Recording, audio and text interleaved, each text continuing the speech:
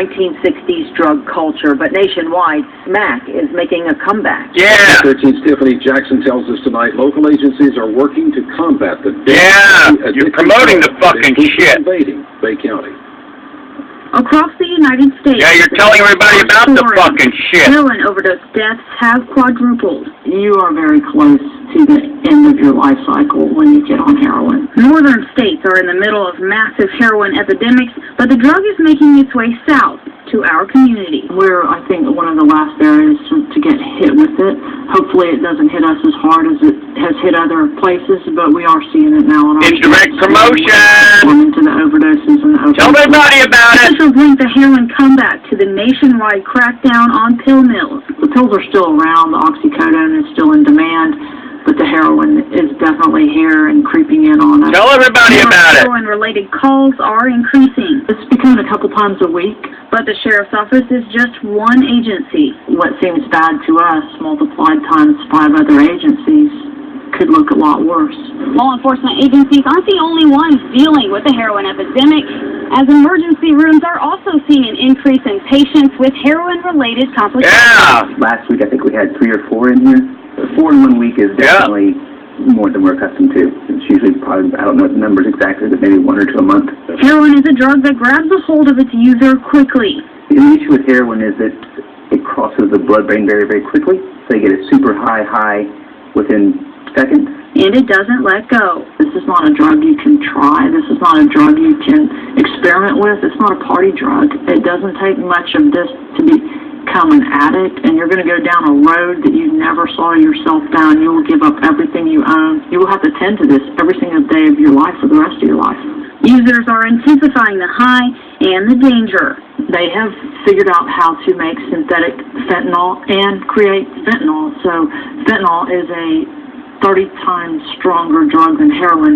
They cut the heroin with the fentanyl, which makes it a lot more potent. When it gets to the point for addicts, when heroin isn't enough, the drug abuse becomes even more deadly. Some of the folks we saw last week were essentially unconscious and would have died had they not received medical treatment, whereas in the past, had it not been laced with fentanyl, they may have just had their usual high. In those situations, doctors are able to use an antidote called naloxone or Narcan to reverse the effects of heroin. It works well and it works quickly, and essentially if they're able to get that drug in time, they're able to breathe again and their level of consciousness returns to normal and they're okay. Without Narcan, Dr. Harris says overdose deaths would double. Then there are other complications. Folks will come in with needles broken off in their arms. Those are difficult to remove and usually lead to significant infection. And then the other big ones mentioned would be blood-borne infection, in this case hepatitis, HIV. Officials say they're seeing young adults, 20s and 30s usually, but they fear teens could be next. This isn't marijuana, this isn't cocaine. This is something that will change your child's life forever. Reporting in Bay County, Tiffany Jackson, News 13. Recently, a Bay County Substance Abuse Task Force is formed to help bring new resources for heroin and other drug abusers. But unfortunately, treatment options in our area are limited. Tomorrow on News 13 this morning, our special report continues with a look at a new treatment program in Panama City. Let's see now. Let's see. Who depends on the fucking heroin epidemic? Gee, I didn't know anything about it until I heard it on Channel 13, May 12, 2015. I wonder how many people didn't know about this so-called heroin epidemic until it was put on Channel 13 today, May 12, 2016. So, now we've got the treatment people. Got to keep them going. Let's see. Let's just run down a list right now. Let's see. I wonder how many people depend on it. The cops, do they depend on it? Do the investigators depend on it? Do the jails depend on it? The treatment facilities depend on it? The emergency Ambulance people depend on it. Man, and I'm wondering if Channel 13 got a kickback somehow or another. And gee whiz,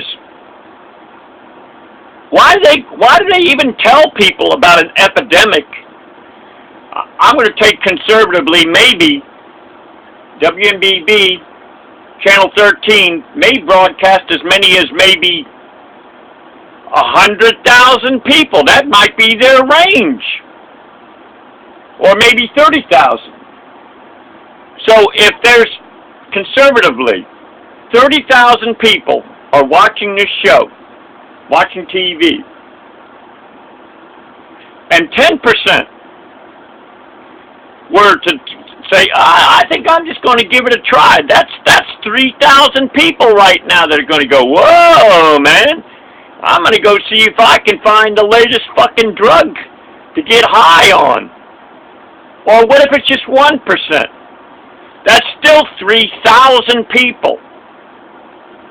3,000 motherfucking people. And if it's 100,000 and it's 10%, that'd be 10,000. And if it was 1% of 100,000, that would still be 1,000 people. So you got all these people. The jails, I wonder if do the jails depend on it? Do the so-called drug treatment centers, do they depend on it? And then in society, people are reinforced with, hey, you got to be happy all the time. Chase that happiness fucking drug. Instead of people being happy, what if they just decided to be thankful to their maker? Because the way I look at the happiness, that's a fucking drug. What's the happiness drug? Oh, I think I'll go out and get a beer and I'll get fucking drunk. Oh, let's see, I think I'll go see if I can score some pot so I can get high. Oh, I think I'll try the newest, latest drug that's out there. I'm bored. So how many people end up in the hospital? How many end up in jail? And how many end up in the graveyard? So it seems to me there's a huge fucking industry that depends on these fucking drugs. The prosecutors depend on it for prosecuting.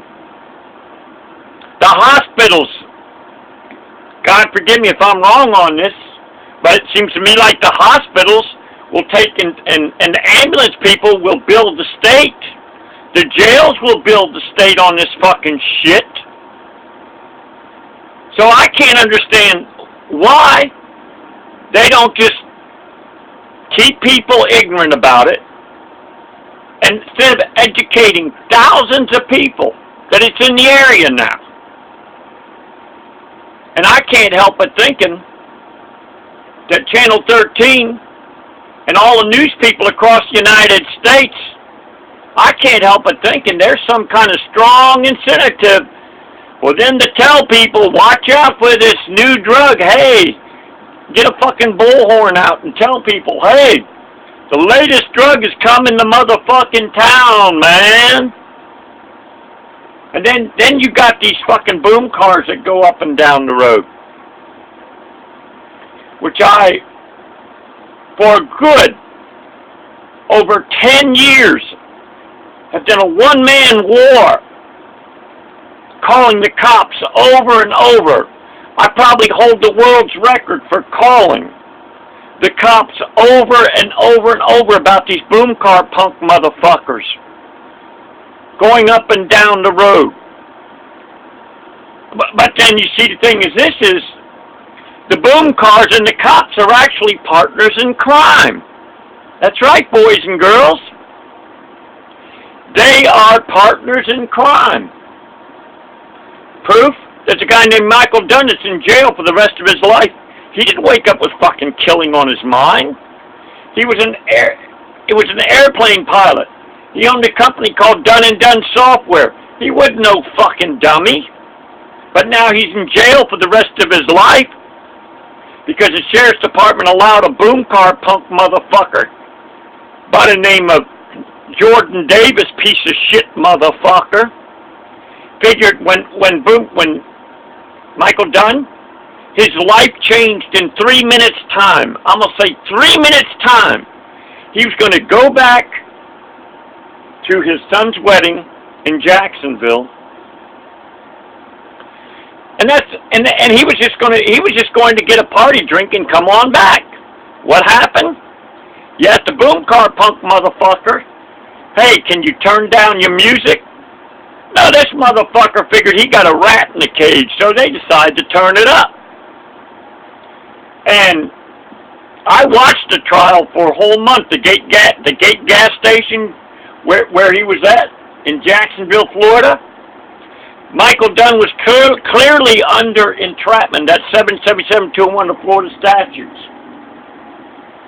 I contacted Corey Strolla, who was the so-called a turnkey, and I gave him all the laws where Michael Dunn could have walked, where he was clearly entrapped.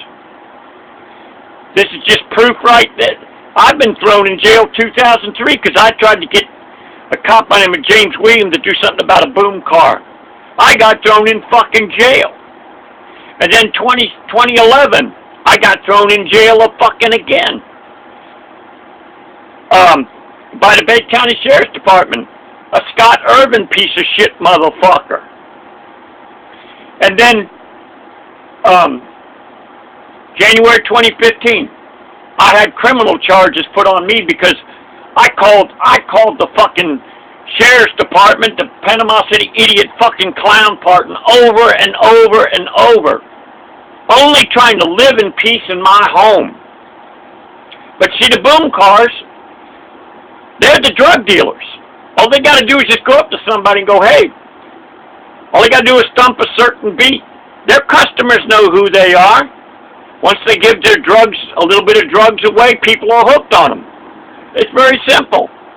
So these boom car punks go up and down the road, violating hundreds of thousands of Americans their rights to live in peace. But then the cops, not only do they get to bust people with the drugs, they also get to